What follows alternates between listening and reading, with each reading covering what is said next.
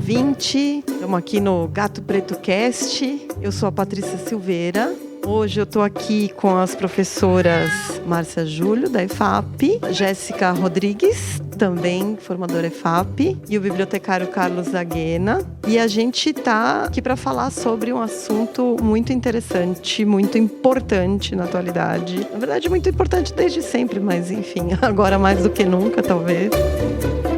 Que são as relações étnico-raciais. Eu trouxe essas professoras, elas vão se apresentar, e o Carlos também. O Carlos vocês já conhecem, que é da nossa equipe fixa aqui do Gato Preto, né? Cada um vai falar sobre os textos, ou um texto que trouxe para embasar o que a gente quer falar sobre esse assunto, e aí a gente vai discutir, conversar, é um bate-papo sobre o tema em cima desses textos que cada um trouxe.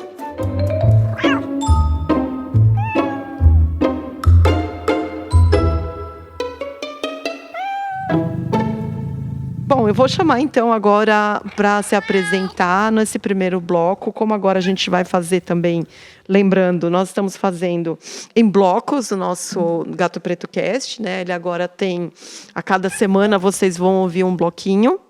Então, durante o mês vai ser sempre o mesmo tema, mas é o bloco, são blocos separados para cada semana. Então, desse primeiro bloco eu vou chamar aqui a professora Márcia Júlio. Por favor, Márcia, se apresenta e a gente bate papo com você. Olá a todos, então eu sou a Márcia, eu trabalho na educação pública aqui da rede estadual há mais de 30 anos. Desses 30 anos, grande parte, né, participando, enfim, da educação antirracista, lá na diretoria, minha diretoria de origem, que é Osasco. Há muito tempo houve a oportunidade de terem em cada unidade escolar um ponto focal. Então, desde esta ocasião, questão de 20 anos atrás, a gente tem trabalhado com a aplicação das leis 10.639 e depois a 11.645. E hoje eu trouxe para a nossa discussão um texto publicado pela Agência Senado sobre as escolas descumprindo a lei e ainda não oferecem educação antirracista. Então, a partir desse texto, eu gostaria de iniciar a discussão fazendo uma reflexão, né, a respeito do cumprimento das legislações. Então, né, hoje é dia 6 de maio, né? Então, nessa semana foi publicado esse novo Plano Nacional de Educação, que tem uma vigência de 10 anos. Então, é interessante que uma das metas dentro desses 10 anos é justamente vencer as desigualdades no plano da educação, sociais e raciais, o que é já, eu acho que uma grande inovação, né? Tá pensando, refletindo a respeito desse recorte e como a educação, infelizmente, traz, né, essa diferenciação entre a população em vulnerabilidade, tanto os povos indígenas quanto a população negra no nosso território. Ou seja, de 2026 até 2036, a gente vai ter que, em tese, estar com isso resolvido. Deus ouça, né? Tomara que a gente consiga. Sim. Jéssica, você quer falar alguma coisa? Então, né, complicado. Será que estaremos? E aí dialoga um pouquinho com um texto que eu trouxe, da Cida Bento, que eu trouxe o Pacto da Branquitude, e aí ela faz um histórico, ela puxa um histórico de como o racismo estrutura as desigualdades que a Márcia está apontando aqui para a gente, né? Então, será que em 2036 a gente vai ter algum tipo de redução, né, dessas desigualdades? Sendo que, vamos lá, 10 anos, e a gente tem um processo histórico muito mais longo e muito mais enraizado aí, mas de algum ponto a gente tem que partir, né? Eu acho que as leis citadas pela Márcia, elas são um ponto de partida já também. A gente tem outras ações, mas que ainda são muito incipientes perto do tamanho do problema que a gente tem. É um problema... Ele é isso, como todos já bem apontam, é um problema estrutural, mas, de qualquer forma, é isso. A gente já está atrasadíssimo nessa coisa, né? A gente tem que realmente correr atrás do prejuízo. Então, já era para ontem. Então, quer dizer, né? 10 anos até, se você pensar que é para ontem, é muito, né? Não é? Sim, sim. E nesse texto, publicado na Agência Senado, é interessante que ele traz um pouco desse histórico, né? Ele começa falando da década de 1840, e não ouvir errado, é justamente, né, nesse processo de consolidação do Estado, né, brasileiro, em que teve um concurso nacional feito pelo Instituto Histórico Geográfico Brasileiro sobre a melhor forma de se contar a história do país. E quem venceu foi um naturalista alemão. E é interessante que ele colocou isso, um naturalista alemão falando da melhor forma de contar a história do nosso país. Né? É uma piada pronta. Bom, mas aí o que diz? Né? Ele apontou diversas particularidades, entre elas dizendo que a mistura racial entre brancos, o mais poderoso e essencial motor do Brasil, negros e indígenas, duas raças inferiores. Ele já falava isso, né, no século XIX. O sangue português em um poderoso rio deverá absorver os pequenos confluentes das raças índia e etiópica negra. E, durante muito tempo, né, nós tínhamos aqui a questão do mito da democracia racial, né? Eu acho que dos nossos ouvintes aí, muitos já viram aquele quadro famoso, A Redenção de Cã, falando a respeito da mestiçagem no Brasil, que atrasou um pouco essa discussão a respeito, né, do combate às desigualdades, da reflexão a respeito da condição do povo negro, enfim. E aí, o que o texto traz de muito interessante, ele recupera esse protagonismo do movimento negro no Brasil. Ele vai falar que na década de 70 do século passado, o movimento negro começou a pressionar, primeiro, né, para refletir e contestar essa ideia da suposta democracia, que nunca existiu, racial no nosso país, e chegando, né, à questão da legislação, que torna obrigatório o ensino de história e cultura africana e dos povos indígenas nas escolas, mas ele traz alguns contrapontos muito interessantes para a gente refletir aqui hoje. Então, primeiro, em relação às escolas, ele apresenta o recorte das escolas das prefeituras, mas ele entende, nesse texto, que os estados meio que também levam da mesma forma, com a mesma estrutura. E o que ele diz? Né? Que, primeiro, existe o descumprimento dessa legislação e que muitas escolas dizem cumprir, mas acabam colocando os eventos relativos a essa questão no mês de novembro. Então, tem 11 meses, né, que a discussão ela é pouco aprofundada, e quando chega no mês de novembro, aí vem uma questão. O texto, eu vou descrever exatamente como está no texto. 11º mês, algum evento folclórico, como um desfile de moda afro e um festival de culinária africana. Então, muitas dessas escolas, quando trabalham, ainda trabalham de forma rasa. Né? E o que é interessante, né, diz respeito a uma reflexão que eu gostaria de trazer a todos vocês aqui da mesa, e para vocês pensarem aí, ouvintes, os motivos pelos quais, né, as pessoas não estão aplicando as legislações. E são vários motivos aqui elencados. Né? A dificuldade de alterar os currículos e os projetos nas escolas, falta de orientação sobre o tema, desinteresse dos profissionais das escolas, falta de fiscalização, ficam com isso em mente, porque depois a gente vai retomar, né? Profissionais das escolas que não participam das capacitações, resistência dos professores, resistência das famílias. E aí a gente pensa, né, em um país majoritariamente negro. E como é que você vai trabalhar essa questão da ancestralidade, as raízes, né, que compõem grande parte, né, dessa nossa sociedade. Eu acho que desculpa te interromper, mas acho que até antes de falar sobre as motivações para não se tratar desse assunto específico, eu acho que também tem uma questão importante na escola, que é a coisa de sempre trazer tudo muito compartimentalizado, né?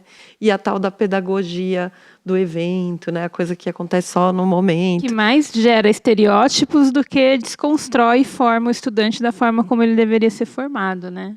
Exatamente. Desintegra, ao invés de integrar, Sim, né? Exatamente. Então, aí nós estamos falando, né, a partir do momento que apresentamos esse quadro, então tem 2 apontamentos interessantes para a gente estar colocando aqui. Então, a ideia é que, a partir, né, do ano aqui proposto, os tribunais de contas dos estados e dos municípios, que têm o papel de fiscalizar a execução das políticas públicas, serão incentivados a passar a lupa sobre os currículos das escolas e procurar a educação antirracista. Então, eu acho que essa atribuição ajuda um pouco, não deveria ser assim, né? Eu acho que a gente parte primeiro de um processo ético, né? Então, todos nós temos temos o direito de viver com dignidade e ter os nossos direitos assegurados. Mas, né, na ausência do convívio a partir dessa ética, vem a legislação para resguardar. E aí, nesse caso, os tribunais de contas, fazendo, né, essa varredura, podem ver se esses municípios, esses estados, estão aplicando corretamente a verba que seria destinada à aplicabilidade, né, da legislação e das ações de cunho antirracista. Que eu gostaria de mencionar que, assim, o nosso público é majoritariamente de educadores. Então, você aí, educador, o que você acha dessa ideia? A gente precisa mesmo chegar no ponto de ter que ser fiscalizado para poder acontecer a coisa? Será que a gente não pode se fiscalizar antes de qualquer coisa e começar a fazer? Sim, a Márcia falou, né, da questão de um compromisso ético de garantir os direitos, né? E o nosso compromisso ético como profissionais, né? De cumprir, né? Antes da questão da legislação, etc., nosso compromisso como profissionais para reduzir a desigualdade e formar cidadãos. Sem dúvida, eu acho que tem uma coisa. A gente aqui na biblioteca, por exemplo, a gente está tentando sempre trazer livros que tragam discussão. A gente está sempre aqui fazendo o podcast, a gente quer falar sobre o assunto. Quando a gente faz o encontro do clube de leitura, a gente traz livros para falar sobre esse assunto. Existem muitas maneiras de se trazer o assunto, deixar ele sempre em evidência, né? Está sempre no cardápio, né, de conversa, né, Carlos? Olá a todos, muito legal estar participando dessa conversa e pegando o gancho do que vocês estão falando, eu acho que, pensando, né, na questão ética, antes de qualquer coisa, nós somos cidadãos, né? Então, acho que enquanto cidadão, a gente tem mesmo uma obrigação, um compromisso, né, de olhar para essa questão, que é uma questão muito grave, né? E assim, é uma tragédia histórica, eu acho que para o Brasil, né? Assim, o evento da escravidão e todos os desdobramentos, as consequências que até hoje nos afligem enquanto civilização mesmo, né? E aí, ouvindo também vocês, eu queria trazer uma questão para a Márcia que me ocorreu, assim, né? Lembrando também que a EFAP tem uma produção muito consistente, de muita qualidade, né, de educação étnico-racial. Eu venho acompanhando, né, converso bastante com os professores que estão envolvidos com esse projeto, e aí uma conversa que me ocorreu, que eu acho que dialoga com o que vocês estão falando. Tem alguns professores, essa minha amiga professora comentando, né, que ela ficava muito indignada, que muitos professores se dirigiam a ela assim, mas eu não posso falar isso porque eu não sou especialista nisso, eu não tenho formação para trazer a educação étnico-racial para os meus alunos, né? Eu acho que realmente tem todo esse material que a Márcia, que estamos aqui mencionando, que precisa ser apropriado, né? Nós estamos num podcast que fala da leitura, mas eu acho que essa questão independe da leitura, né? Acho que é uma questão que diz respeito à nossa cerne enquanto ser humano, né? Eu queria que a Márcia comentasse um pouco isso. Você traz um ponto importante, né? Até que ponto a justificativa de não ter formação sobre, né, a temática, ela vai ser utilizada? A gente tem 20 anos da Lei 10.639. Quando a gente pensa no movimento popular, a gente pensa o movimento popular, mas ele meio que agindo a partir de demandas da sociedade e que, normalmente, as legislações elas são colocadas de cima para baixo e as universidades, meio que no campo da educação, elas comandam ou elas estão no topo dessa criação, dessa elaboração. Então, quando você pensa numa BNCC, quem primeiro refletiu sobre essas questões, se sentou, falou junto com seus pares, né, criou uma legislação, ou um parâmetro, uma base, e isso foi aplicado na rede. A gente pensa normalmente dentro dessa lógica. E a 10.679 e 11.645 tem essa especificidade. Ela foi criada a partir dessa movimentação do movimento negro, e essa legislação pressionou as universidades para que elas se adaptassem e criassem as disciplinas que oferecessem, né, aos profissionais esse repertório para tratar dessa legislação dentro da sua prática. E a cultura, né, a cultura histórica não se adquire apenas dentro do espaço formal, né? É óbvio que aí você vai fazer escolhas, né? Uma peça de teatro, uma música, um filme, uma série, né? Uma história em quadrinhos, enfim. Mas a pessoa, ela tem que se colocar na condição de buscar esse conhecimento, né? Tem até uma expressão que talvez eu não devo usar aqui, mas enfim, né? Sair um pouco da sua caixinha, sair um pouco do seu quadrado, né? Até porque quando se fala sobre relações étnico-raciais, né, e especificamente das duas legislações, como o Carlos muito bem falou, mas e o restante da sociedade faz parte? Claro, nós estamos falando da sociedade brasileira, que é composta, né, de diversas etnias. Inclusive, nós temos aí outros grupos vulneráveis que não estão sendo necessariamente apontados aqui, mas que fazem parte de toda essa discussão.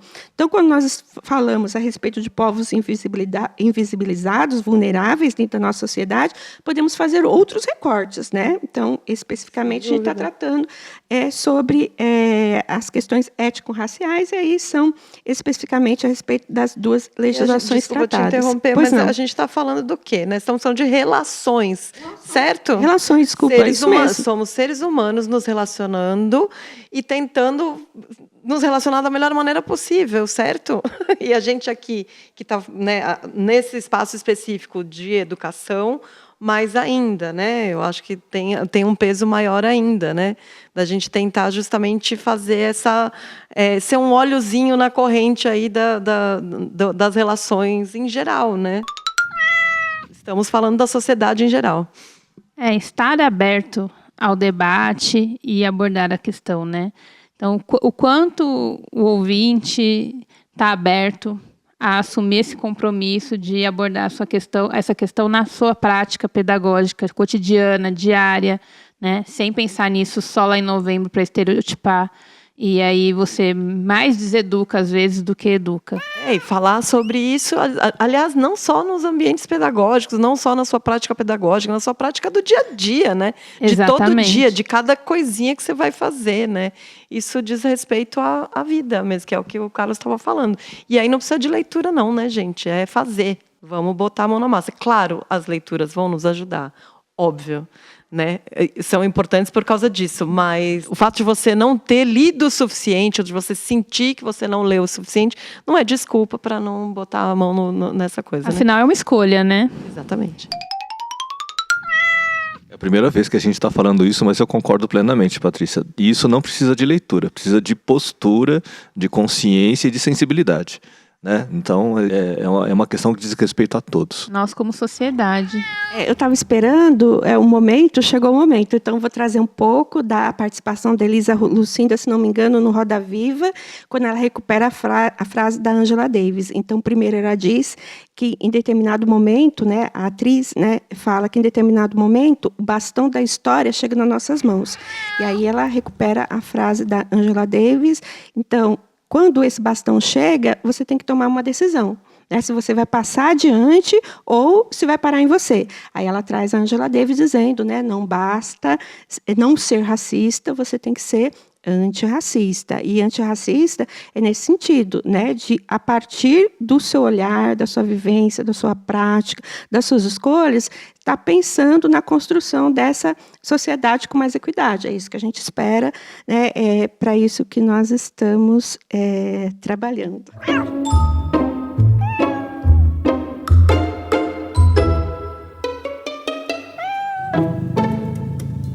vocês estão vendo que vocês não vão poder ficar na inércia aqui com a gente, né? A gente está chamando vocês para reflexão e para prática. A gente não está chamando vocês só para refletir, não.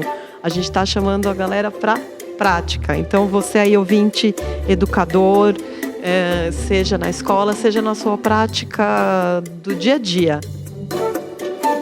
Sinta-se em estado a agir, né? É importante e a gente está trazendo essa discussão para isso, para que você possa se sentir encorajado a colocar essa prática no seu dia a dia.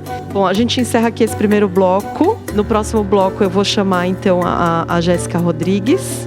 Mas por enquanto a gente vai ficando aqui. Meu caro ouvinte, muito obrigada, meu caro, minha cara ouvinte. Agradeço a sua audiência e até o próximo bloco. Até já já.